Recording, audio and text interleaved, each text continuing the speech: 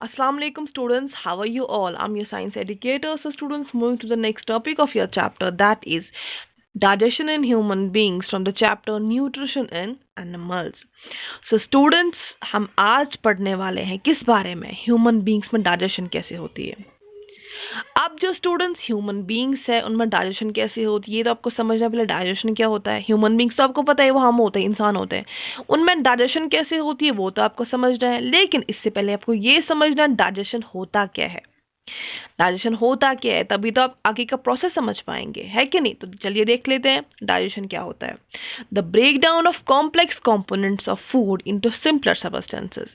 क्या होता है डाइजेशन? द ब्रेक डाउन हो जाना, टूट जाना, किनका? Complex components. कंपोनेंट्स यानी न्यूट्रिएंट्स जो होते हैं, like carbohydrates, like fats, like proteins, इनका टूट जाना, किन में कन्वर्ट हो जाना? फिर सिंपलर सब्सटेंसेस में।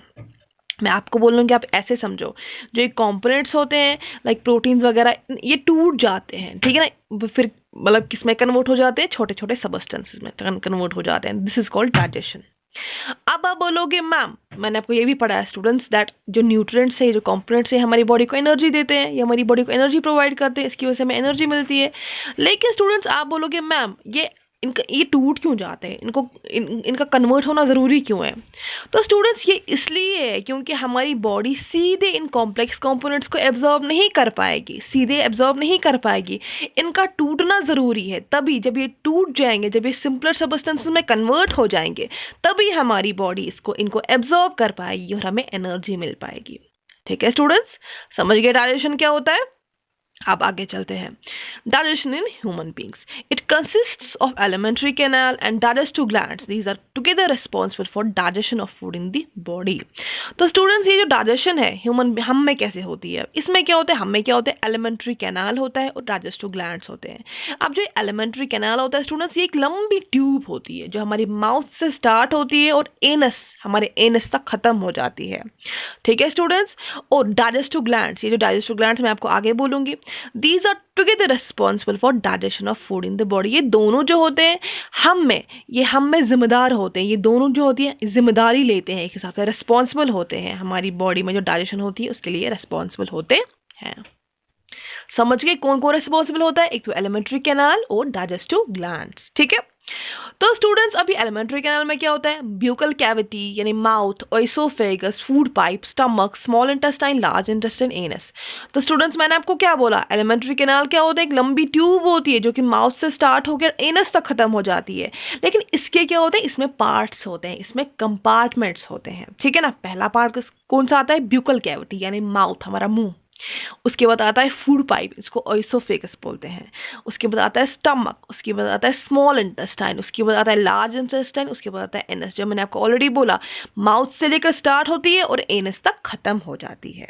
ठीक है स्टूडेंट्स, आपको बिल्कुल भी टेंशन नहीं लेना दैट ये क्या हो रहा है, ये ब्यूकल कैविटी में क्या होता है, ओइसोफेगस में क्या होता है, स्टमक वगैरह में क्या होता है। ये तो स्टूडेंट्स मैं आपको पहले पार्ट्स पढ़ा रही हूँ, ये मैं आपको बोल रही हूँ कंपार्टमेंट्स कौन कौन से होते हैं इसमें। तो ये जब स्टूडेंट्स हम पार्ट वाइज पढ़ेंगे ना किसमें क्या होता है, तब ये बहुत ज़्यादा इंटरेस्टिंग लगेगा। ठीक है, ये हम इंशाल्लाह पार्ट वाइज पढ़ेंगे, हर एक पार्ट में कैसे डाइजेशन हो जाती है। ठीक है। अब जो स्टूडेंट्स ये डाइजेस्टिव ग्लैंड है, इसमें कौन कौन सा आता है? Liver, pancreas, salivary glands. ये जो तीनों है ये क्या करते हैं? ये भी रिस्पॉन्सिबल होते हैं हमारी डाइजेशन के लिए। ये क्या करते हैं? ये डाइजेस्टिव जूसेस सिक्रेट करते हैं जिनकी वजह से डाइजेशन हो जाती है हमारी बॉडी में। ठीक है स्टूडेंट्स, समझ गए स्टूडेंट्स? Very good. तो ये क्या है? एलिमेंट्री कैनाल यानी, और ये कि जो कि एक लंबी ट्यूब होती है जो कि माउथ से लेकर एन स्टार्ट होती है और एनस तक खत्म हो जाती है। और जो डाइजेस्टिव ग्लैंड्स है ये दोनों हमारी डाइजेशन के लिए रिस्पॉन्सिबल होते हैं। तो आप समझ गए होंगे डाइजेशन क्या होता है। आप ये भी समझ गए होंगे दैट हमारी बॉडी में कौन कौन रिस्पॉन्सिबल होता है इसके लिए। तो अब आपको ये आसानी से समझ आएगा। अगर आपको डाइजेशन समझ आ गया ना क्या होता है, तो आपको आसानी से समझ आएगा कौन सा पार्ट जो है, हम अगर जब इसमें पढ़ेंगे कौन सा पार्ट कैसे काम करता है, तो आपको आराम से आसानी से समझ आएगा। आपको बिल्कुल भी टेंशन लेने की ज़रूरत नहीं है। तो ध्यान रखिए आप स्टूडेंट्स, ये जो है ये है ब्यूकल कैविटी यानी माउथ, जो मैंने आपको बोला। ठीक है ना। ये हमारे सलाइवरी ग्लैंड। उसके बाद हमें आता है, उसके बाद माउथ के बाद स्टार्ट होता है ओइसोफेगस यानी फूड पाइप। उसके बाद आता है स्टमक, उसके बाद आता है small intestine, large intestine and then anus. तो यहाँ से लेकर यहाँ तक हमारा एलिमेंट्री कैनाल होता है और इसमें पार्ट्स होते हैं जो मैंने आपको बोला, माउथ है, ओइसोफेगस है, स्टमक है, स्मॉल इंटेस्टाइन है, लार्ज इंटेस्टाइन है और एनस है। ठीक है ना, तो समझ आ गया आपको? तो एलिमेंट्री कैनाल जो होती है ये एक लंबी ट्यूब होती है जिसमें पार्ट्स होते हैं इसके। कौन कौन से? Mouth, food pipe, stomach, small intestine, large intestine और एनस। ठीक है, तो ये हम स्टूडेंट्स पार्ट वाइज पढ़ेंगे इंशाल्लाह नेक्स्ट लेक्चर में, दैट किस पार्ट में कैसे डाइजेशन हो जाती है। समझ गए? तो ये था आज का इंट्रोडक्शन, किस बारे में, डाइजेशन क्या होता है, ठीक है ना, और कौन कौन सी चीज़ रिस्पॉन्सिबल होती है हमारी बॉडी में डाइजेशन के लिए।